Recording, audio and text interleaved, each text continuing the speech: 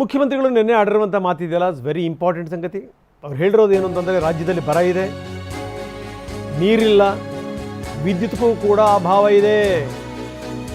ಹಾಗಾಗಿ ದಯವಿಟ್ಟು ಡ್ಯಾಮ್ಗಳು ತುಂಬೋ ತನಕ ರೈತರು ಬೆಳೆ ಬೆಳೆಯುವಂಥ ಪ್ರಯತ್ನವನ್ನು ಮಾಡಬೇಡಿ.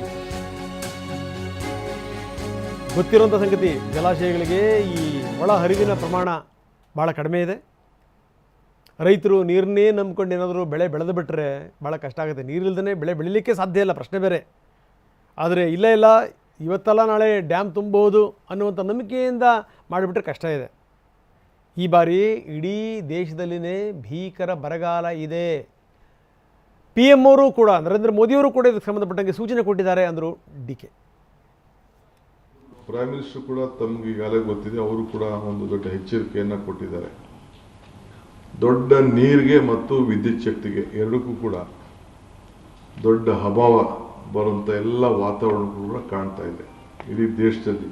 ಸೊ ಈಗಾಗಲೇ ಕೆಲವು ಕಡೆಲ್ಲ ತುಂಗಭದ್ರಾ, ಘಟ್ಟಪ್ರಭಾ, ಮಲ್ಲಪ್ರಭಾ, ಆಲ್ಮಟ್ಟಿ, ನಾರಾಯಣಪುರ, ವಾಣಿವಿಲಾಸ್ ಇಲ್ಲಿ 0 ಇನ್ಫ್ಲೋ ಇದೆ, 0. ಒಂದು ಚೂರು ಇನ್ಫ್ಲೋ ಬರ್ತಾ ಇಲ್ಲ. ಈ ನಮ್ಮ ಕಾವೇರಿ ಬೇಸಿನಲ್ಲಿ ಅಲ್ಲೂ ಕೂಡ ಭಾಳ ಕಡಿಮೆ ಆಗಿಬಿಟ್ಟಿದೆ. ಲಾಸ್ಟ್ ಟೈಮು 88 ಇತ್ತು ಹೇಮಾವತಿಗೆ, ಇವಾಗ 40ಕ್ಕೆ ಬಂದಿದೆ. KRS 100 ಇತ್ತು ಲಾಸ್ಟ್, ಇವತ್ತಿಗೆ 22ರಲ್ಲಿದೆ. ಕಬಿನಿಲಿ 79 ಇತ್ತು, 26 ಇದೆ. ಈ ರೀತಿ 20%ಗೆ ಇನ್ಫ್ಲೋ ಇವತ್ತಿನ ದಿನಕ್ಕೆ ಹಿಡಿದಿದೆ. ಸೊ ಇವೆಲ್ಲ ನನಗೆ ಭಾಳ ಸಮಸ್ಯೆ ಕಾಣ್ತಾ ಇದೆ.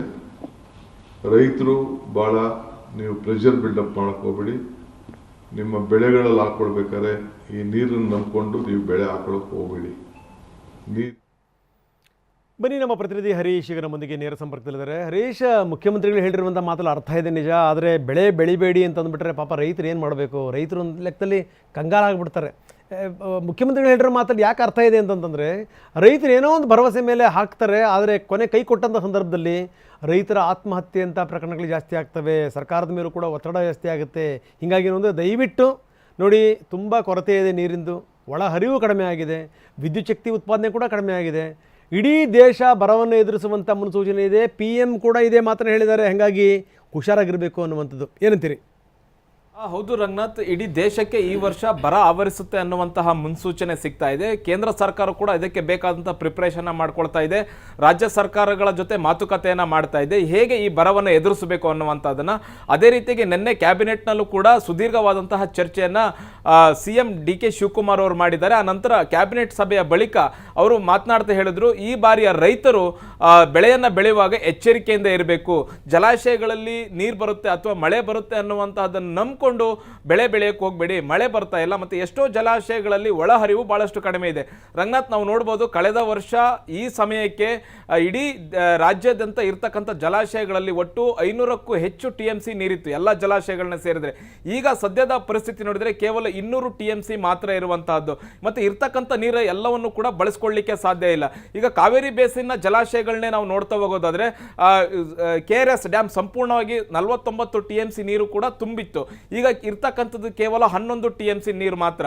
ಹೇಮಾವತಿ ಜಲಾಶಯದಲ್ಲಿ ಹೋದ ವರ್ಷ 32 TMC ನೀರು ಈ ಸಂದರ್ಭದಲ್ಲಿತ್ತು, ಈಗ 14 TMC ನೀರು ಮಾತ್ರ ಇರುವಂತಹದ್ದು. ಆರಂಗಿ ಜಲಾಶಯದಲ್ಲಿ ಹೋದ ವರ್ಷ 8 TMC ನೀರಿತ್ತು, ಈಗ ಕೇವಲ 3 TMC ಅಷ್ಟು ನೀರು ಇರುವಂತಹದ್ದು. ಕಬಿನಿ ಜಲಾಶಯದಲ್ಲೂ ಕೂಡ ಕೇವಲ 3 ರಿಂದ 4 TMC ಮಾತ್ರ ನೀರಿದೆ. ಕಳೆದ ವರ್ಷ ಈ ಸಂದರ್ಭದಲ್ಲಿ 18 TMC ನೀರಿತ್ತು. ಹಾಗಾಗಿ ಈ ವರ್ಷ ಮಳೆ ಆಗಿಲ್ಲ. ವೆಸ್ಟರ್ನ್ ಘಾಟ್ನಲ್ಲೂ ಕೂಡ ಮಾನ್ಸೂನ್ ಸರಿಯಾಗಿ ಆಗಿಲ್ಲ, ಯಾವುದೇ ಒಳಹರಿವು ಬರ್ತಾ ಇಲ್ಲ ನದಿಗಳಿಗೆ. ಮತ್ತೆ ಬಹುಮುಖ್ಯವಾಗಿ ಉತ್ತರ ಕರ್ನಾಟಕದ ಜಲಾಶಯಗಳಿಗೂ ಕೂಡ ಯಾವುದೇ ರೀತಿಯಂತ ಒಳಹರಿವು ಬರ್ತಾ ಇಲ್ಲ. ಹೀಗಾಗಿ ಉತ್ತರ ಕರ್ನಾಟಕದ ರೈತರಿಗೂ ಸಮಸ್ಯೆ ಆಗುತ್ತೆ, ದಕ್ಷಿಣ ಕರ್ನಾಟಕದ ರೈತರಿಗೂ ಸಮಸ್ಯೆ ಆಗುತ್ತೆ. ಅದರಲ್ಲೂ ಮುಖ್ಯವಾಗಿ ಕಾವೇರಿ ನೀರು ಬಿಡ್ತಿಲ್ಲ ಅಂತ ತಮಿಳುನಾಡು ಕೂಡ ಖ್ಯಾತಿಯನ್ನ ತೆಗೆಯುತ್ತೆ. ಅಲ್ಲಿಯೂ ಕೂಡ ನೀರನ್ನ ಬಿಟ್ಟು ಹಂಚಿಕೆಯನ್ನ ಮಾಡ್ಕೊಳ್ಬೇಕಂತ ಅನಿವಾರ್ಯ ಪರಿಸ್ಥಿತಿಗೆ ಎದುರಾಗಿರುವಂತದ್ದು. ಆ ಕಾರಣಕ್ಕಾಗಿ DK ಶಿವಕುಮಾರ್ ಅವರು ರೈತರಿಗೆ ಒಂದು ಮುನ್ಸೂಚನೆಯನ್ನ ಕೊಟ್ಟಿದ್ದಾರೆ. ಏಕಾಏಕಿ ಬೆಳೆಯನ್ನ ಬೆಳಿಬೇಡಿ, ಮುಂದೆ ಹೇಗೆ ಪರಿಸ್ಥಿತಿ ಆಗುತ್ತೆ ಅದನ್ನ ನೋಡ್ಕೊಂಡು ಬೆಳೆಯನ್ನ ಬೆಳೀರಿ ಅನ್ನುವಂತಹ ಒಂದು ಸೂಚನೆಯನ್ನ ಕೊಟ್ಟಿದ್ದಾರೆ. ಧನ್ಯವಾದ ತಮ್ಮೆಲ್ಲ ಮಾಹಿತಿಗೆ. ಇನ್ನೊಂದು ಕಡೆ ನೋಡಿ, ದಕ್ಷಿಣ ಕನ್ನಡದಲ್ಲಿ ಈ ಶಾಲಾ ಕಾಲೇಜುಗಳಿಗೆ ರಜೆ ಘೋಷಣೆ ಮಾಡಲಾಗಿದೆ. ಯಾಕಂದರೆ ಭಾರೀ ಮಳೆಯ ಮುನ್ಸೂಚನೆ ಇದೆ, ಮಳೆಯ ಜೊತೆಗೆ ಗಾಳಿ.